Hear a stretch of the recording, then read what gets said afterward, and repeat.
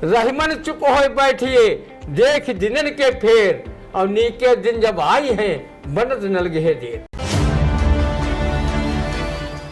एक दुर्ग चित्तौड़ हाथ से निकल गया तो क्या है, एक दुर्ग चित्तौड़ हाथ से निकल गया तो क्या है, अभी पास मेरे गर्व करने को बहुत बचा है।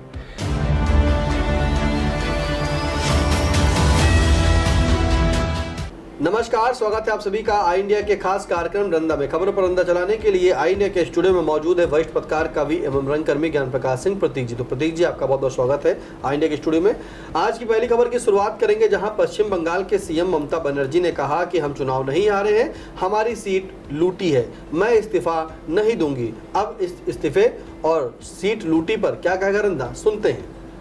आदरणीय ममता दीदी, अगर भाजपा पश्चिम बंगाल के चुनाव में आपको साम दाम दंड भेद, छल कपट व नफरत का सहारा लेकर दोनों सीटों से न हराती, तो भला उसके नारी बंधन वाले कार्यक्रम की पूर्णाहुति कैसे होती। उसने आप जैसी बंगाल की श्रेणी को हराने के लिए अपने सभी मंत्री, मुख्यमंत्री व देश भर के संगठन के नेताओं कार्यकर्ताओं को लगा रखा था। सांसद मनोज तिवारी, अनुराग ठाकुर जैसे बंगाल में ऑन कैमरा मंगलवार के दिन मछली भात उड़ा रहे थे। ममता दीदी, आप चुनाव जरूर हारी हैं, लेकिन उन राम भक्त नेताओं की कथनी करने वाली कलाई जरूर खुल गई है कि वो कितने बड़े राम भक्त व नारी बंधन करने वाले नेता हैं। दीदी, भले विजय भले भाजपा को मिली हो, लेकिन चुनाव हारने के बाद भी नैतिक विजय आपको ही मिली। दीदी जी, सिर्फ आप चुनाव नहीं हारी, बल्कि इंडिया गठबंधन हार गया, जिसकी आप मजबूत स्तंभ हैं। चुनाव तो इंडिया गठबंधन के तमिलनाडु के सीएम के स्टालिन भी हारे, और उन्होंने बिना देर किए अपना इस्तीफा देकर नई सरकार के गठन का मार्ग प्रशस्त कर दिया। और एक आप है कि अपनी हार स्वीकार करने को तैयार नहीं है, और न ही इस्तीफा देने को। अब आपके इस्तीफा देने या न देने से क्या फर्क पड़ता है। आप नहीं भी इस्तीफा देंगी तो सरकार गठन की तिथि पर स्वतः आपका सीएम पद समाप्त हो जाएगा। फिर रंदा की गलती न देना जब लोग कहें कि बड़े बेआबरू होके तेरे कूचे से हम निकले। पश्चिम बंगाल और तमिलनाडु में हुए विधानसभा चुनाव में इंडिया गठबंधन के दो मजबूत स्तंभ भरभरा कर ढह गए। आदरणीय ममता दीदी, रंदा की नेक सलाह है कि आप हार के सर्वे से बाहर निकलकर इस कहावत को चरितार्थ कीजिए, बीती ताहि बिसार दे, आगे की सुध ले।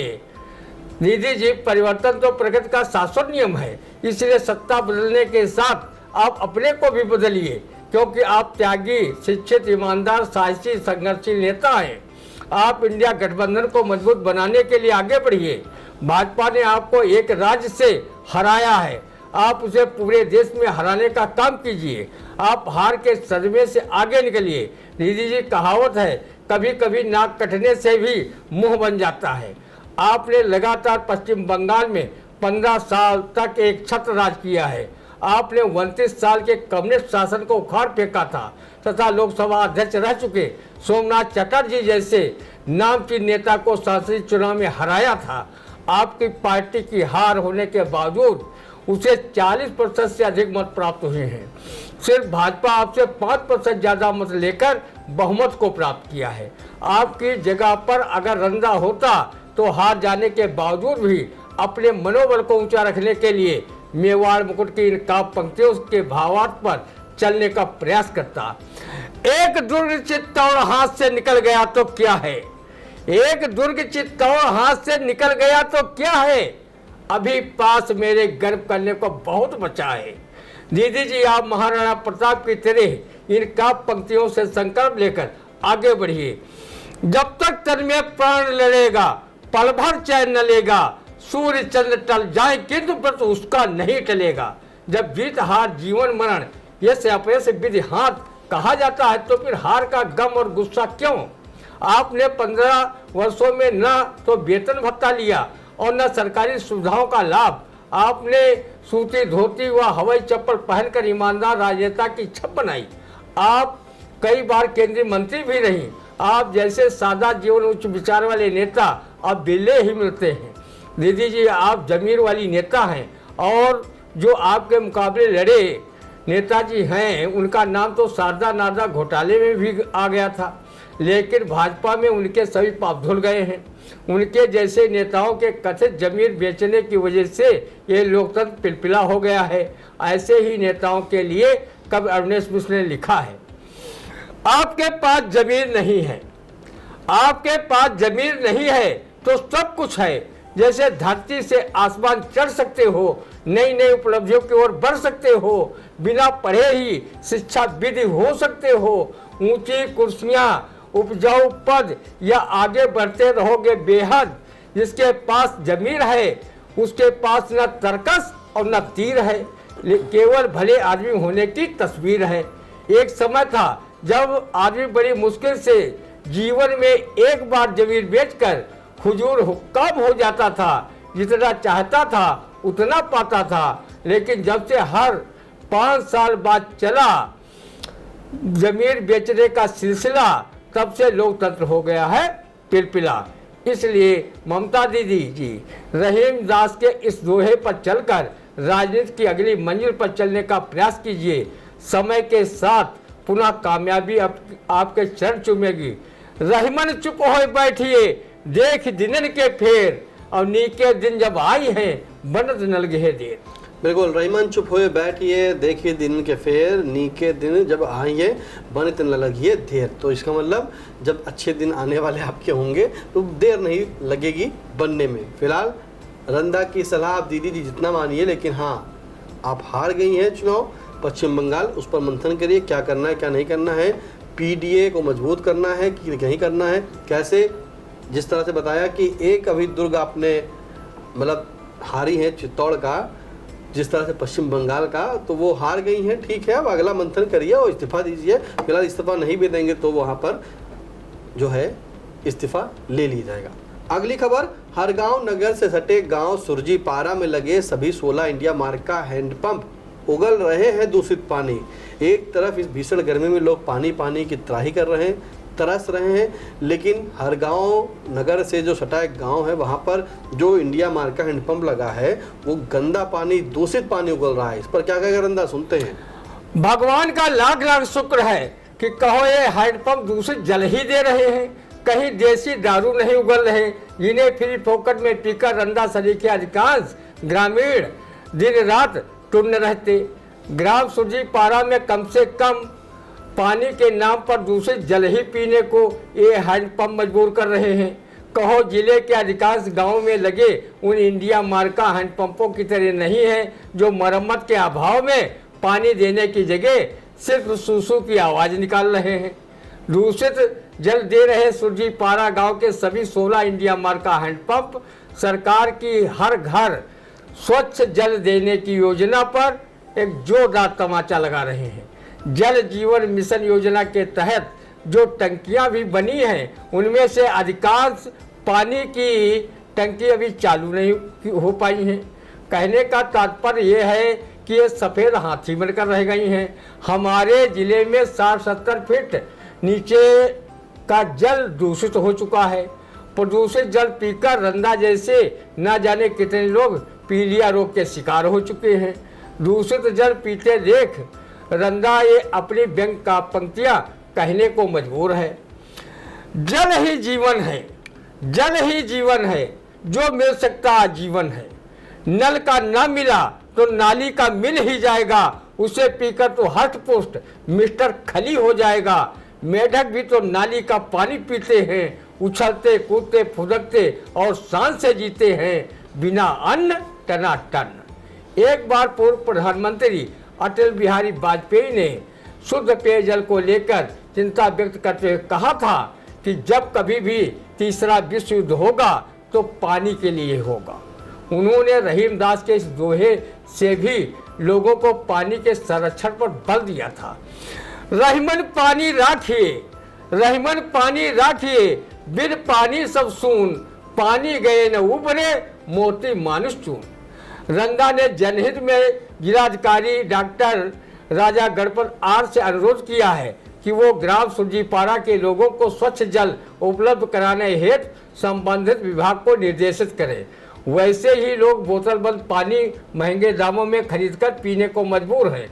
अगर ग्रामीणों को स्वच्छ जल न उपलब्ध कराया गया तो रंदा कवि स्वर्गीय संत पांडे की ये काव्य पंक्तियां कहने पर मजबूर हो जाएगा। ये बेपानी वाले हैं, ये बेपानी वाले हैं, इनसे पानी मत मांगो। अगर मांगना है पानी तो हल्दी घाटी या पानीपत मांगो। चला गया यदि आंखों का पानी भगवान रुष्ट हो जाएगा। फिर पानीदारों के पानी पर बेपानी पानी पानी हो जाएगा।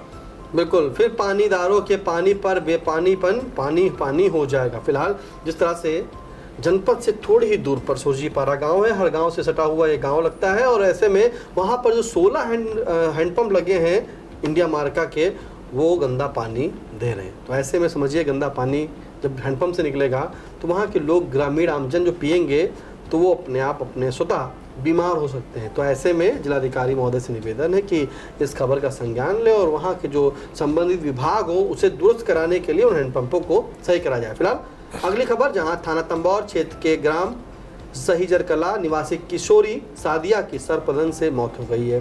फिलहाल इस मौत पर क्या कहेगा रंदा, सुनते हैं। रंदा ने तो अपने बहरे कानों से सुना था कि सांपों का जहर तो नेताओं ने अपने दिल दिमाग में खींचकर उन्हें विषहीन बना दिया है, तो फिर सांपों के पास कहां से विष बच गया जो यदा कदा मनुष्यों को अपने दंश से उन्हें मौत के घाट उतार रहे हैं।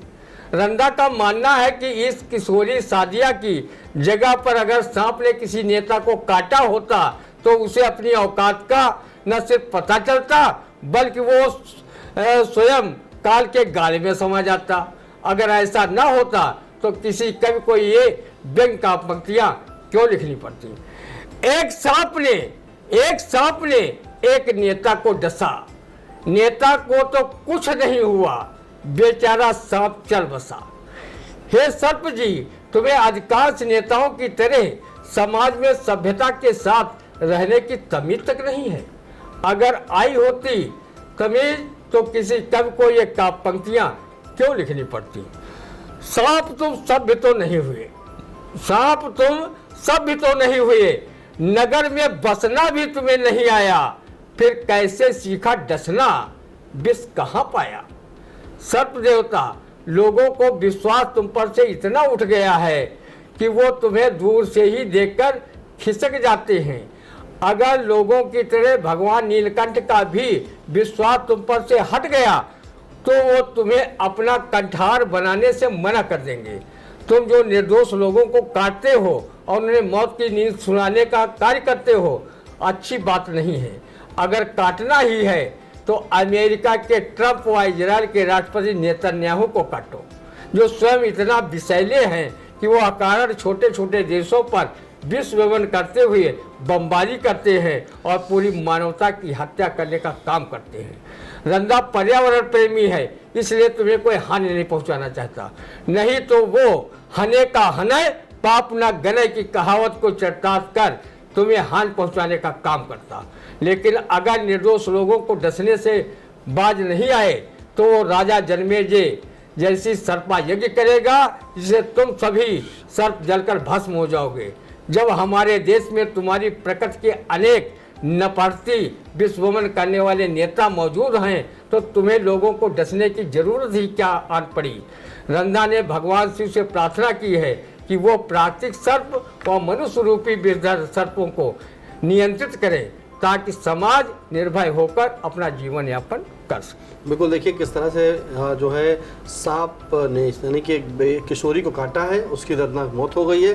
फिलहाल रंदा कहता है कि सांप देवता काटना अगर है आपको तो आप ट्रंप हैं और ये जो राष्ट्रपति हैं ईरान के, इजराइल के, उनको काटिए। इस तरह से जो पूरे देश में जो है अशांति पैदा कर रहे हैं, हमला कर रहे हैं, बमबारी कर रहे हैं, तो ये उनका विषय, उन्हें काटिए, निर्दोष लोग को मत काटिए, वरना रंदा यज्ञ करेगा और आप सब भस्म हो जाएंगे। फिलहाल कैसा लगा रंदा का कार्यक्रम कमेंट बॉक्स में आकर जरूर बताएं। कोई सुझाव हो तो भी कमेंट बॉक्स में दे सकते हैं। अब दीजिए इजाजत, फिर मिलते हैं आपसे अगले रंदा के कार्यक्रम में। तब तक के लिए नमस्कार।